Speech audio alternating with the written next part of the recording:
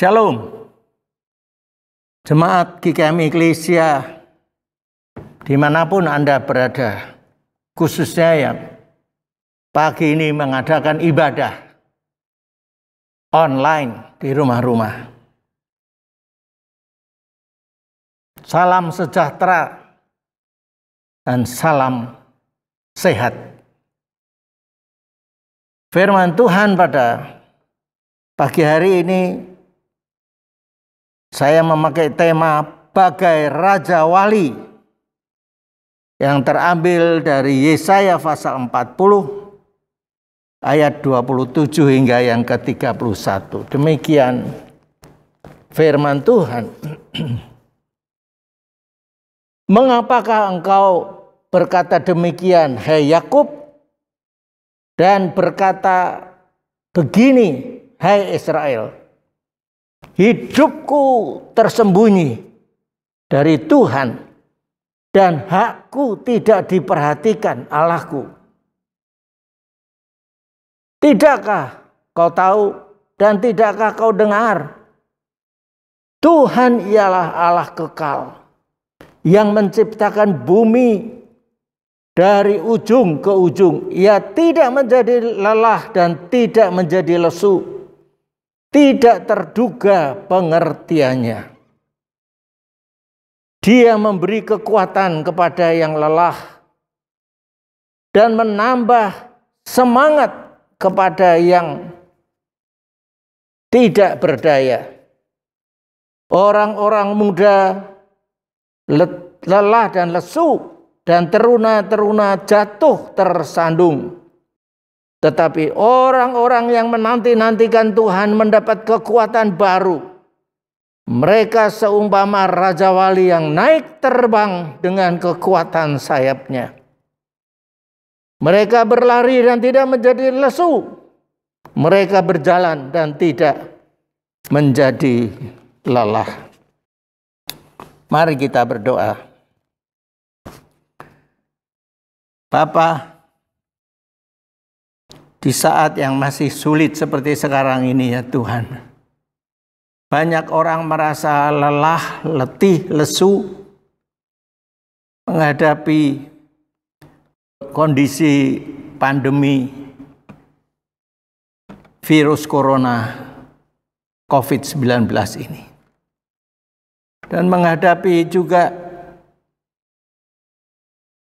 kehidupan yang tidak nyaman, mencari kebutuhan hidup yang sulit.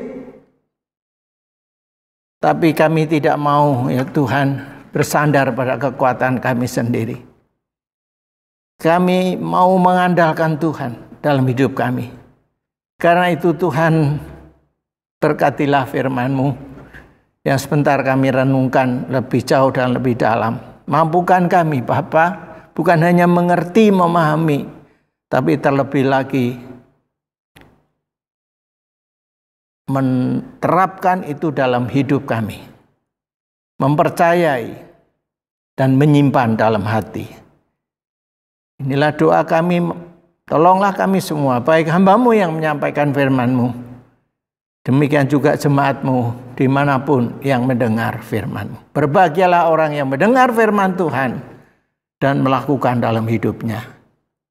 Amin. Jemaat yang dikasihi oleh Tuhan Yesus, siapa yang tidak kenal dengan istilah letih? Pasti tidak seorang pun tidak mengenalnya. Bahkan lebih daripada itu, sering mengalaminya.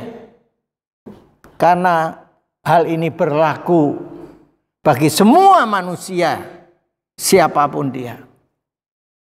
Dan sebenarnya bukan hanya manusia yang bisa mengalami keletihan, tetapi juga binatang bisa mengalami keletihan. Bahkan juga ada beberapa zat atau unsur atau barang yang bisa juga mengalami keletihan. Misalnya logam. Logam yang dipakai untuk membuat ya barang-barang tertentu bisa mengalami keletihan yang disebut dengan istilah fatigue. Nah, kalau sampai logam yang dipakai untuk sesuatu perkakas atau pesawat atau apa saja mengalami keletihan, maka akan bisa berakibat fatal. Yaitu barang itu bisa menjadi retak dan bahkan patah. Bayangkan seandainya logam itu dipakai oleh pesawat terbang, dan saat pesawat terbang itu sedang menuju ke suatu tempat, mungkin ya cukup jauh begitu, tetapi karena logam itu sudah letih dan kemudian retak, apalagi kalau sampai patah, maka akibatnya sangat fatal sekali. Nah, saudara-saudara, di dalam hidup kita sebagai manusia yang mengalami banyak keletihan, oleh sebab itu tidak sedikit obat dihasilkan untuk menolong kita apabila kita sedang dilanda rasa keletihan. Beberapa obat antara lain juga Fatigon, ya, macam-macam sebetulnya. Nah, rasa lelah atau letih manusia tidak hanya terbatas kepada fisik saja. Bisa saja dan sering kali juga kita mengalami letih secara jiwa, ya. Mental kita menjadi letih, tapi juga secara rohani bisa juga menjadi letih. Dan yang terakhir inilah yang paling berbahaya, kalau seseorang mengalami keletihan secara rohani. Nah, apa akibatnya orang yang demikian dan bagaimana mengatasinya? Surat Nabi Yesaya ini ditujukan untuk bangsa Israel yang sedang dalam masa pembuangan di Babel. Sudah hampir 70 tahun mereka hidup di dalam pengasingan. Mereka hidup di negeri orang sebagai tawanan perang. Nah, saudara bisa bayangkan hidup di negeri orang sebagai tawanan, bahkan sebagai budak, sebagai hamba. Mereka tidak bebas untuk bisa hidup dengan nyaman dan aman dengan keluarga. Tidak bisa bebas untuk mereka menikmati rekreasi. Tidak bisa bebas untuk beribadah kepada Tuhan dan sebagainya dan sebagainya. Mereka sebenarnya sudah sangat merindukan untuk pulang ke negerinya sendiri, Israel. Karena memang hidup sebagai tawanan di negeri orang bukan saja menyebabkan keletihan, tetapi juga kebosanan, kejenuhan. Nah, saya yakin bahwa mereka sudah banyak berdoa, banyak berteriak kepada Tuhan. Kapan kita bisa kembali ke negeri kami sendiri, dan di sana kita bisa dengan lebih bebas bekerja, hidup di dalam keluarga, dan juga bebas untuk beribadah kepada Tuhan. Banyak di antara mereka yang sudah kehilangan pengharapan. Bahkan tidak sedikit juga yang mengalami kehilangan iman. Apakah memang Tuhan masih mendengarkan mereka? Apakah Tuhan masih mengasihi mereka? Masih peduli terhadap hidup mereka? Dan sampai beberapa dari mereka kehilangan nyawa. Artinya sampai meninggal dan belum apa yang dirindukan itu belum tercapai atau menjadi kenyataan. Nah, saudara-saudara, apa yang terjadi pada seseorang jika sampai dia sudah kehilangan pengharapan, bahkan juga kehilangan iman? Tragis sekali, bukan? Saudara-saudara yang dikasihi oleh Tuhan Yesus, ingat akan nenek moyang mereka, bangsa Israel, ketika mereka sedang dalam penghukuman Tuhan karena dosa mereka. Mereka harus berputar-putar di padang gurun selama 70 tahun. Selama 40 tahun. Mereka sebenarnya sudah dijanjikan tanah perjanjian atau Kanaan yang subur, yang penuh dengan susu dan madu untuk mereka diami. Tetapi sekali lagi karena dosa mereka, mereka tidak dapat masuk, tidak dapat menikmati tanah perjanjian itu. Sebaliknya mereka harus berputar-putar di padang gurun selama 40 tahun. Akibatnya mereka banyak yang kehilangan pengharapan. Mereka kehilangan iman bahwa mereka tidak akan dapat menikmati, masuk dan menikmati tanah perjanjian seperti yang disampaikan oleh Tuhan Allah kepada Musa. Semuanya tidak bisa kecuali Yosua dan Kaleb serta generasi berikutnya. Mereka sudah letih, lesu. Mereka berkeluh kesah kepada Musa. Bahkan mereka juga mencobai Tuhan dengan mengatakan lebih baik kami akan kembali lagi. Minta kepada Musa memimpin mereka kembali ke negeri Mesir. Ya, mereka sudah kehilangan pengharapan dan kehilangan iman untuk bisa masuk ke tanah perjanjian. Saudara-saudara yang dikasihi oleh Tuhan Yesus, kita sudah lebih dari 10 bulan hidup dalam masa pandemi COVID-19 ini. Kita tidak bebas berpergian, kita tidak bebas bekerja, kita tidak bebas beribadah, tidak bebas beraktivitas-aktivitas yang lain. Nah, sampai kapan? Kita tidak tahu. Kapan pandemi akan berakhir?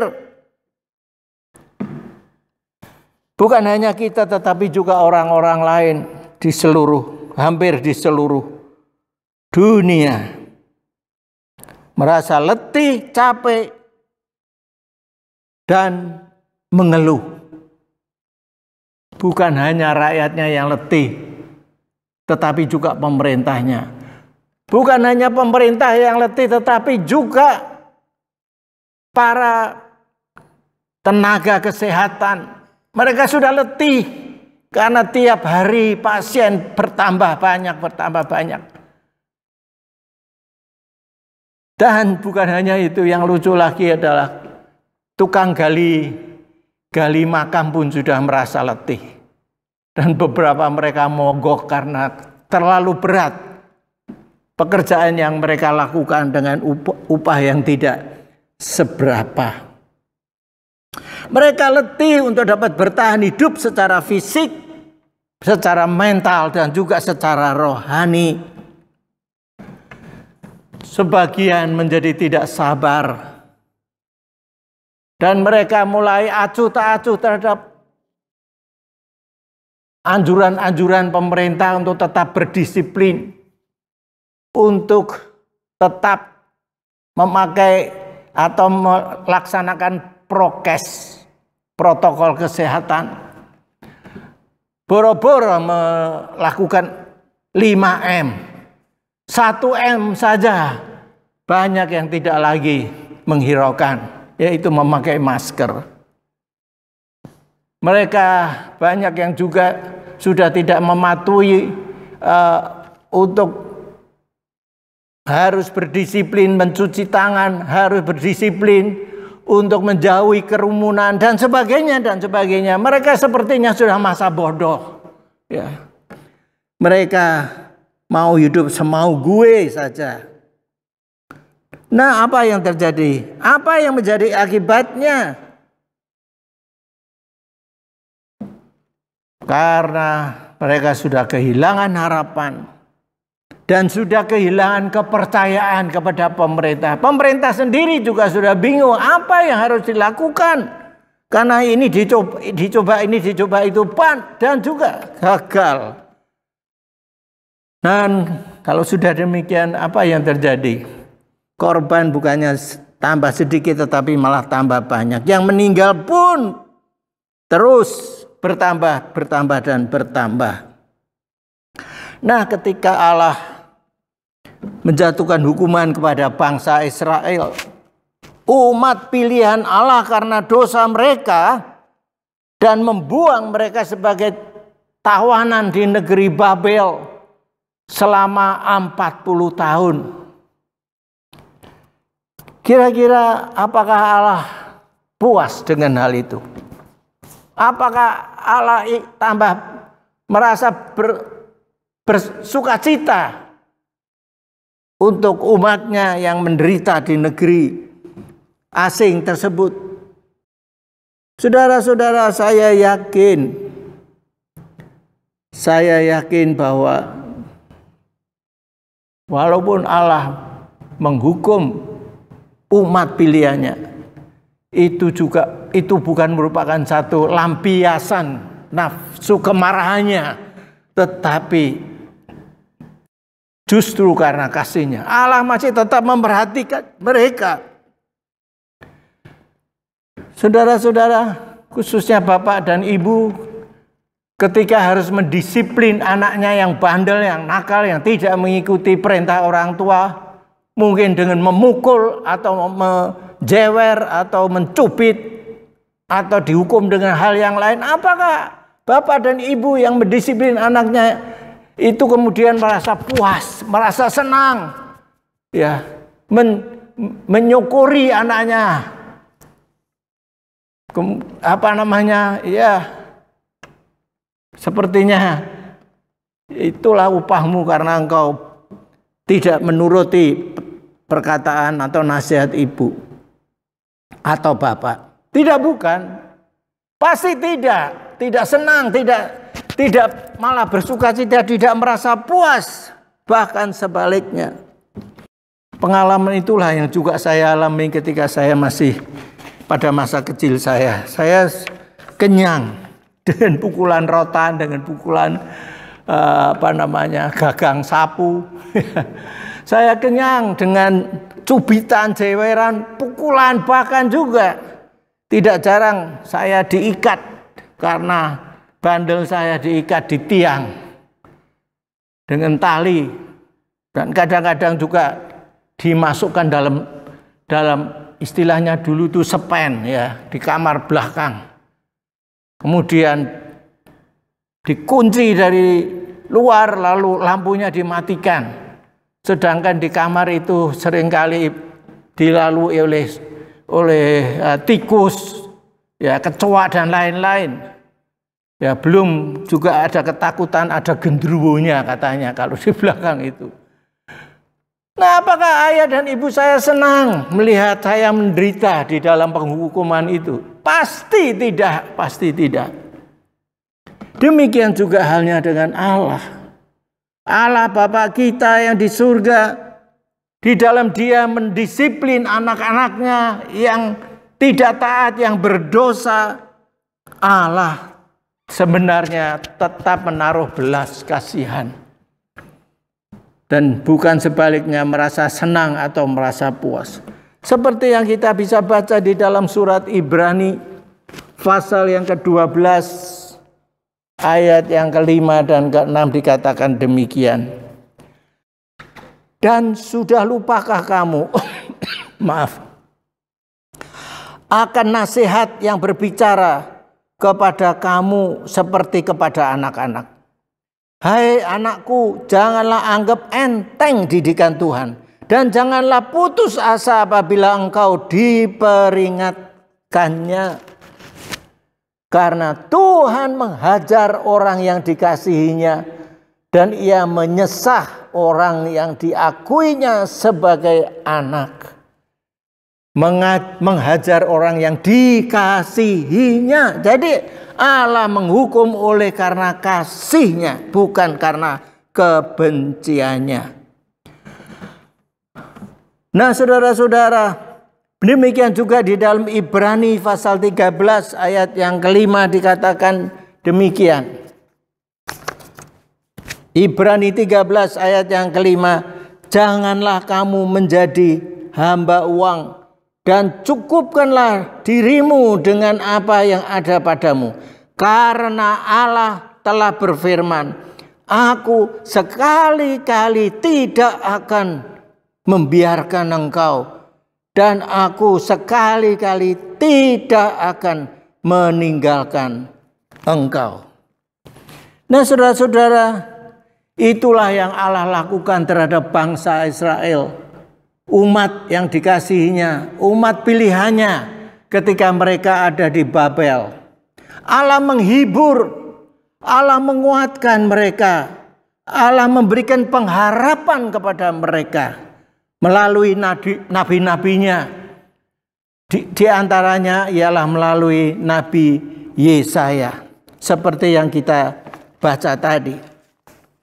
Nah, saudara-saudara, di dalam ayat yang ke-27, 28, sepertinya bangsa Israel mulai sangsi, mulai bimbang, mulai ragu-ragu akan Allahnya. Seperti dikatakan demikian, mengapakah engkau berkata demikian, hai Yakub, dan berkata begini, hai Israel, bahwa hidupku tersembunyi dari Tuhan dan hakku tidak diperhatikan Allahku. Jadi mereka mengeluh, sepertinya komplain terhadap Allah, tidak memperhatikan mereka. Tetapi saudara-saudara yang dikasihi oleh Tuhan Yesus, bagaimana jawab Allah pada waktu itu? Dikatakan di dalam ayat yang ke-28, tidakkah kau tahu dan tidakkah kau dengar? Tuhan ialah Allah kekal, yang menciptakan bumi dari ujung ke ujung. Ia tidak menjadi lelah dan tidak menjadi lesu, tidak terduga pengertiannya. Kemudian juga dikatakan di dalam ayat yang ke-29, Dia memberi kekuatan kepada yang lelah dan menambah semangat kepada yang tidak berdaya. Ini janji Allah. Ini janji Tuhan kepada umatnya Israel yang sedang di dalam keletihan, keputusasaan, dan penderitaan di negeri orang. Dan apa yang Allah akan lakukan terhadap umatnya? Seperti yang dikatakan di dalam ayat yang ke-29 tadi. Nah, dikatakan apa? Dan Dia memberi kekuatan kepada yang lelah dan menambah semangat kepada yang tidak berdaya. Inilah janji Tuhan.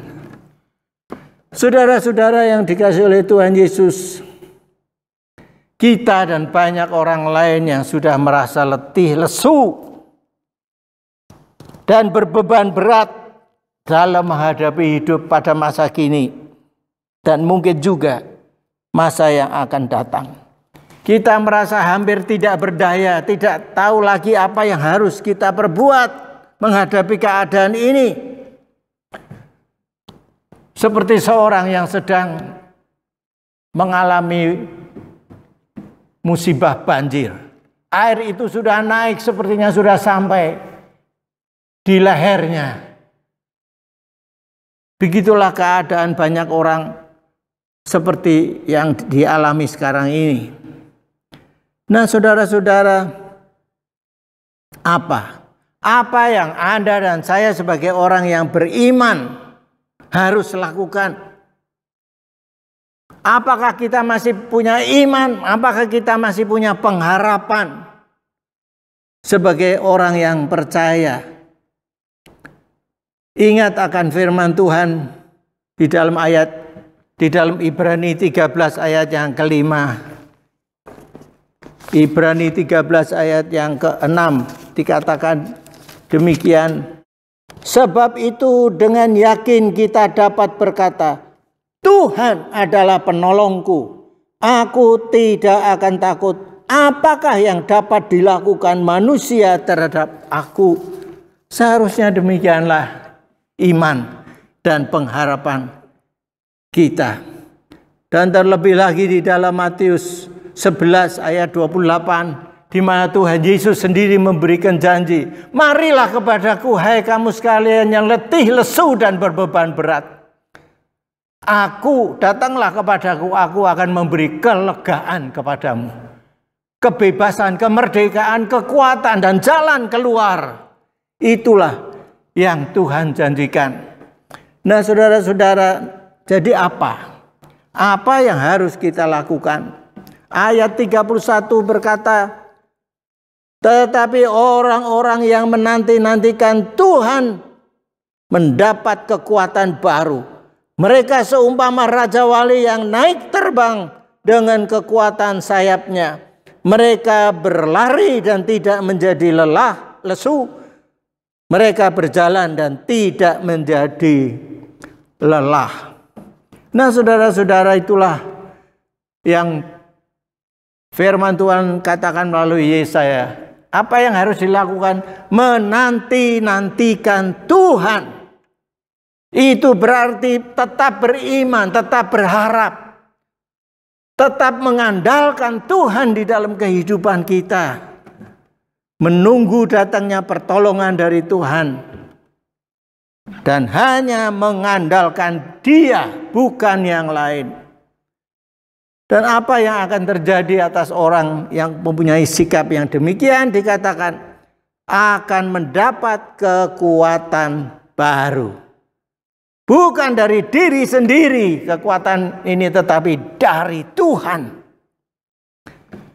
Nah, saudara tentunya masih ingat akan peristiwa yang terjadi orang yang terkuat di dunia ya pada waktu itu, yaitu Simpson. Apa yang dia lakukan? Karena dia sudah jatuh dalam dosa, terpikat oleh perempuan yang bernama Delilah. Kemudian dia kehilangan kekuatannya, rambutnya dicukur, matanya dicungkil. Tapi pada akhir hidupnya, kita lihat dalam tayangan video pendek berikut ini.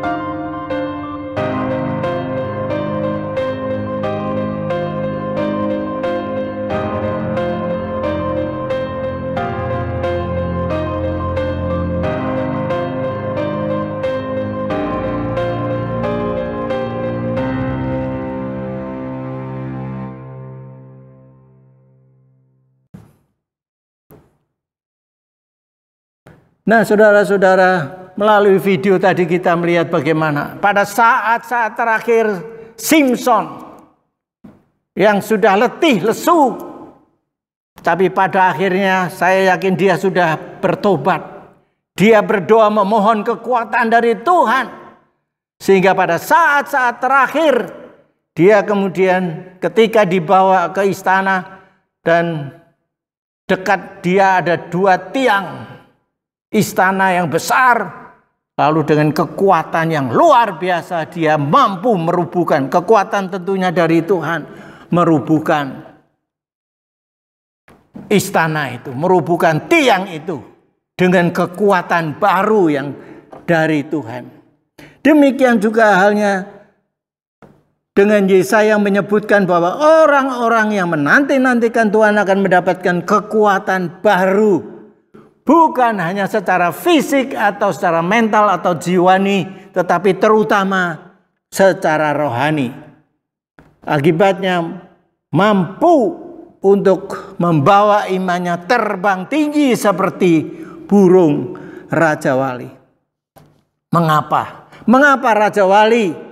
Bukan burung yang lain. Nah, saudara-saudara yang dikasihi oleh Tuhan Yesus, Raja Wali ini juga dipakai bukan saja sebagai lambang atau ilustrasi oleh Yesaya, tetapi juga dipakai oleh yang lain, oleh penulis-penulis Alkitab yang lain, misalnya Yeremia, Daud, dan lain-lain. Nah, dari zaman dulu hingga sekarang, Raja Wali banyak dipakai sebagai lambang atau kiasan oleh beberapa bangsa, misalnya Mesir, Romawi kuno, Swedia, suku Indian, bahkan juga Amerika Serikat dan Indonesia memakainya walaupun dengan nama yang lain. Dalam Alkitab, burung Raja Wali dipakai sebagai lambang dalam kehidupan rohani seperti yang tadi ditulis oleh Yesaya 40:31 dan Mazmur 103 ayat 5. Yaitu orang yang menanti-nantikan Tuhan akan menerima belas kasihan Tuhan, akan menerima anugerah Tuhan berupa kekuatan baru. Dia akan terbang tinggi seperti Raja Wali. Dan kita tahu Raja Wali juga mempunyai mata yang tajam. Di ketinggian itu dia bisa melihat mangsa yang ada di bawah.